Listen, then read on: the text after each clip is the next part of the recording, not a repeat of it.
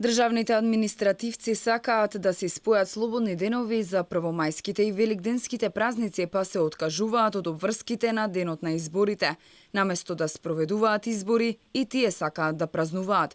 Близу 200 членови од општинските изборни комисии се откажале од ангажманот. Од оваа бројка дури 121 член побарал изземање откако се распишале изборите. Според одлуките на Државната изборна комисија, објавени во службен весник до 1 април 2024 година се разрешени вкупно 192 членови, а ново назначени се 186, од кои најголемиот број во последниве 2 месеци. Бидејќи за предстојните избори се потребни околу 800 административци, 1/4 од нив ќе мора да бидат заменети со нови членови кои допрва ќе треба да поминуваат обуки и едукации. 186 веќе се ново назначени. Според познавачите, 192 членови кои си заминале од општинските изборни комисии е сериозна бројка, но се очекува Државната изборна комисија да ја изменаџира оваа ситуација.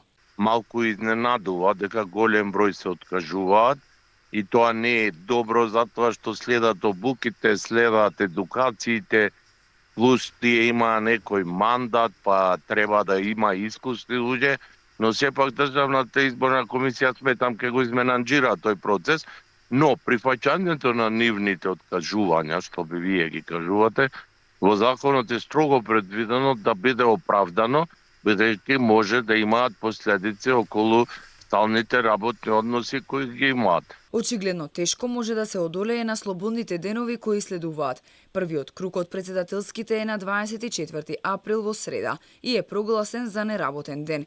Потоа доаѓа 1 мај, па веднаш потоа великденскиот викенд, кој за администрацијата трае 4 неработни денови, до 6 мај. А потоа на 8 мај е вториот круг на председателските и парламентарните избори, кој исто така е неработен ден.